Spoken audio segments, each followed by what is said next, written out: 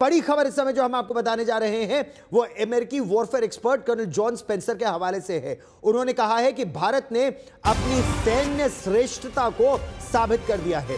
भारत की BrahMos supersonic cruise missile की प्रशंसा करते हुए उन्होंने कहा कि भारत ने दिखा दिया कि वो पाकिस्तान में जहां चाहे जब चाहे अचूक वार सफलतापूर्वक कर सकता है। पाकिस्तान के पास ऐसा कुछ नहीं है जो भारत की ब्रह्मोस सुपरसोनिक क्रूज मिसाइल को रोक ले।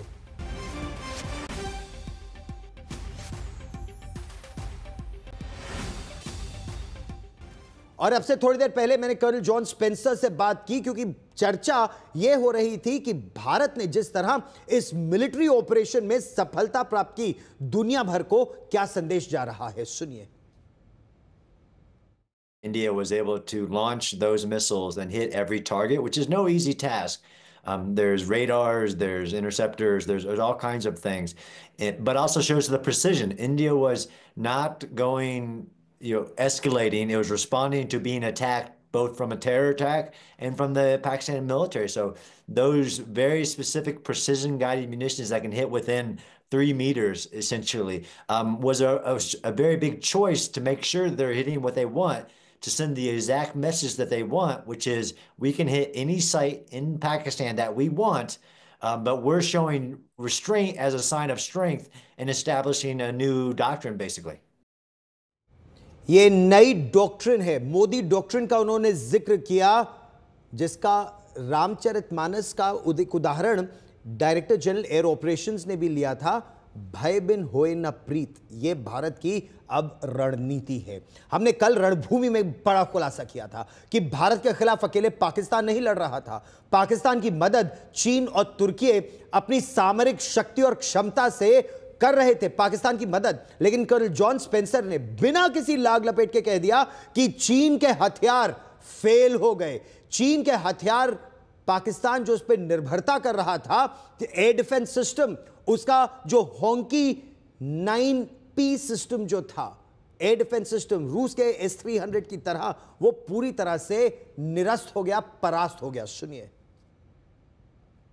India demonstrated both their investments were the right ones in Indian-made products mostly, with some other products, and Pakistan, backed by Chinese mainly, with a little bit of Turkish capability, showed that their capabilities weren't what they thought they were. And India was able to destroy any capability and hit any target it wanted.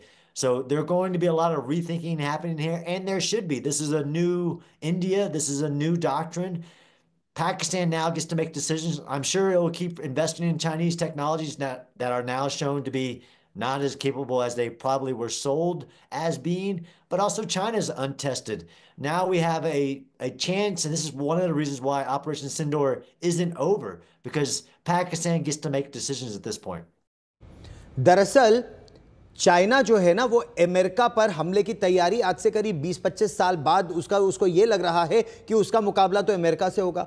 इसीलिए उसने अपने सारे हथियार बनाए हैं। कुछ हथियार उसने पाकिस्तान को दिए केवल टेस्टिंग के लिए, इसीलिए अमेरिका उन हथियारों को बहुत ध्यान से देख रहा है। कर्नल स्पेंसर का मानना है कि भारत ने चाइना में बने सभी हथियारों को फेल कर दिया, और उसमें खासतौर पर उसका एयर डिफेंस सिस्टम, उसकी PL-15 लंबी दूरी तक मार करने वाली एयर टू एयर मिसाइल इसमें शामिल है। कल हमने आपको बताया था कि चीन की मिसाइलों को मैनेज करने के लिए इस जंग में, यानी ऑपरेशन सिंदूर के दौरान, पाकिस्तान की तरफ से मिसाइलों को मैनेज करने के लिए चीन के जो विशेषज्ञ हैं, एक्सपर्ट्स हैं, वो पाकिस्तान में मौजूद थे, ऐसा इंटेलिजेंस एजेंसीज का आकलन है।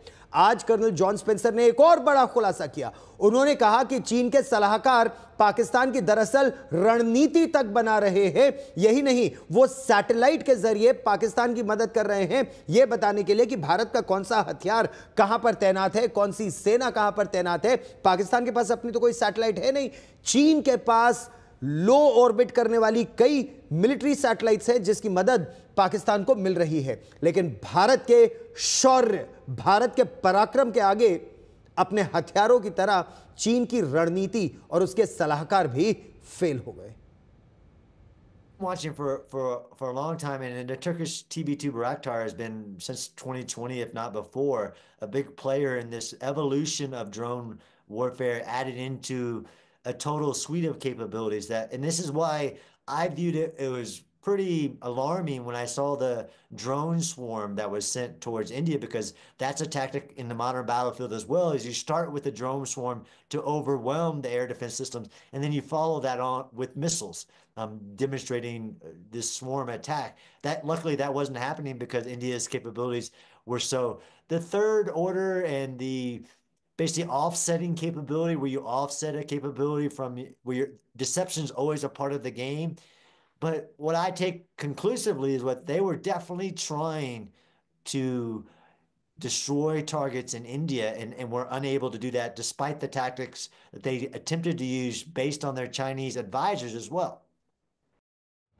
तो चीन के जो एडवाइजर थे वो पाकिस्तान को सलाह दे रहे थे, पाकिस्तान भी फ्लॉप, चीन की मिसाइलें भी फ्लॉप, चीन के एडवाइजर भी फ्लॉप। और ये हम नहीं कह रहे हैं, ये अमेरिका के एनालिस्ट जो इस जंग को देख रहे थे, क्योंकि उनको लगता है कि अब से कुछ सालों बाद उनकी और चीन की जब जंग होगी तो उनकी तैयारी किस रूप में होनी चाहिए। जॉन स्पेंसर ने एक और बड़ी बात की, उन्होंने कहा भारत का जो ऑपरेशन सिंदूर है पूरी दुनिया के लिए एक मिसाल है।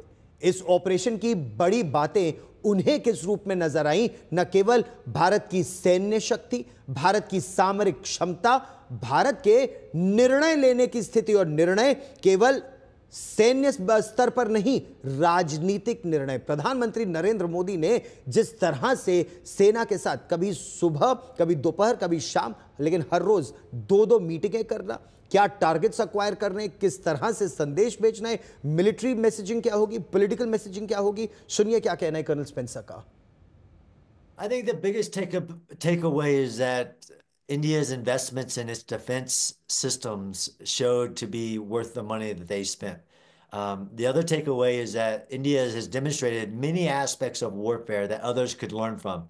The transparency in the operations, the civil, as in the political leadership statements immediately, the actual restrained but very deliberate use of force that isn't escalatory, but and not jumping up the escalation ladder. There's the biggest one, of course, but I think is just the sheer, because I deal in war and people have lots of ideas on war. The objective analysis of this is India showed its superior military capabilities and strategic independence. Military capability, strategic independence, क्योंकि पाकिस्तान तो निर्भर था या तुर्की पर या चीन पर, और भीख में मिले हथियारों से जंग नहीं लड़ी जाती। भारत के पास सैन्य शक्ति भी है, सामरिक क्षमता भी है, धन भी है। आप याद कीजिए, महाराणा प्रताप को भी जब जंग लड़नी थी तो भामाशाह की उन्हें आवश्यकता पड़ी, और भारत के पास वो धन है, स्ट्रेटेजिक इंडिपेंडेंस भारत के पास है।